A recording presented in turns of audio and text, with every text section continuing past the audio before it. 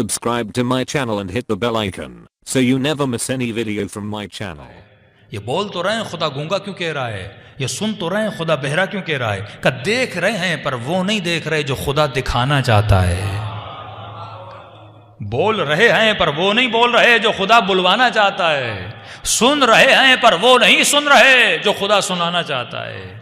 تبھی فرمایا اے مومن، ایک عقل وحی ہے، ایک عقل طبعی ہے، ایک تیسری عقل ہے جس کے ذریعے سے تجھے اس عقل کو مضبوط کرنا ہے۔ مولا وہ کون سی؟ فرمایا وہ ہے عقل سماعی، سن کر پڑھ کر اپنی عقل کو مضبوط کر۔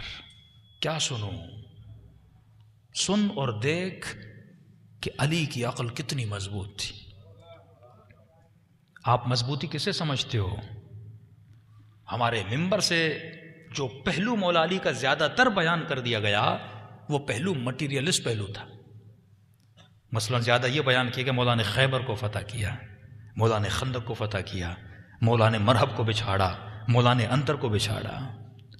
لیکن پہلے امام کے بعد جتنے دوسرے امام ہیں یہ پہلو ان کی زندگی میں آپ کو بہت کم نظر آتا ہے، بلکہ نظر ہی نہیں آتا، وہ پہلو ہی دوسرا ہے۔ کیوں؟ کیونکہ عرب کا معاشرہ مٹیریل معاشرہ تھا۔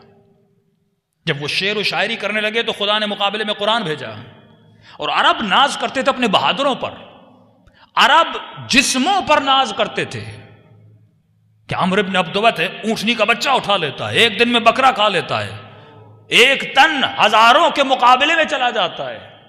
تو خدا نے عرب کی شاعری کے مقابلے میں قرآن کو بھیجا اور ان کی بہادری کے مقابلے میں حیدر کرار کو بھیجا۔ مجبوری تھی کیونکہ عرب کا معاشرہ ایسا تھا۔ اگر نبی کے لشکر میں کوئی بطل نہ ہوتا، کوئی شجاع نہ ہوتا، یہ عرب خود کو کمزور سمجھتے کہ ان کے پاس بھی کوئی بہادر ہونا چاہیے، اور وہ بہادری علی کے وجود میں رکھی۔ لیکن یہی بہادری نبھا کر جب علی رسول کے پاس آتے ہیں اور بدن سے خون بہ رہا ہوتا ہے، رسول فرماتے ہیں علی تو جہاد اصغر کر کے آیا، جہاد اکبر باقی ہے۔ مطلب یہ چھوٹی بہادری ہے، بڑی بہادری ابھی باقی ہے۔ جسموں پر ناز کرنے والے دنیا والے ہوتے ہیں کہ آج کوئی کہے میں نے 200 کلو کا وزن اٹھا لیا، کوئی کہے کہ میرے پاس اتنی طاقت ہے میں 10 لوگوں کو بچھاڑ لوں۔ یہ بہادری اہل بیت کے لیے بہادری نہیں ہے۔ کہ اصل بہادری علی ابن ابی طالب کی کیا ہے کہ ہاتھ میں تلوار ہے، اس کے سینے پر سوار ہے، اور جب اس نے لعب دہن علی کے چہرے پر پھینکا، علی اس غصے کو کنٹرول کر کے بتا رہے ہیں کہ اصل میں بہادری یہ ہوتی ہے کہ ہے کوئی عرب کا ایسا بہادر جس کے چہرے پہ کوئی تھوک ڈالے اور وہ چہل قدمی کر کے رک جائے۔ بہادری تلوار اٹھانا نہیں ہے، بہادری یہ ہے کہ تلوار اٹھا سکو پر نیام میں رکھ لو۔ یہ بہادری نہیں کہ علی کے گھر پہ حملہ ہوا علی تلوار اٹھائیں، کیا ہوتا؟ مار دیتے، بچھاڑ دیتے۔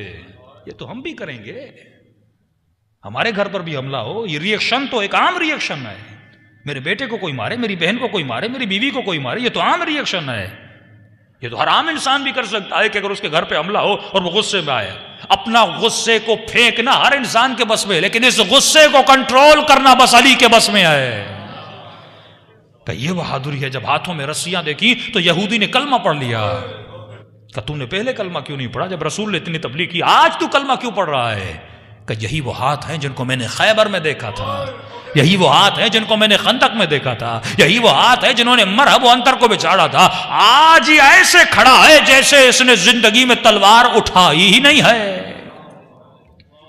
کہ بس مجھے یقین ہو گیا جہاں سے اس کے صبر کا کنٹرول ہے وہیں سے اس کے غضب کا کنٹرول ہے۔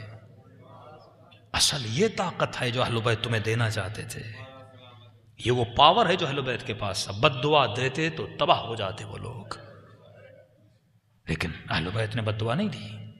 اگر خدا چاہے تو کیا دنیا کے کافروں کو تباہ نہیں کر سکتا؟ لیکن وہ خدا ہی اس لیے ہے کیونکہ نہیں کرتا،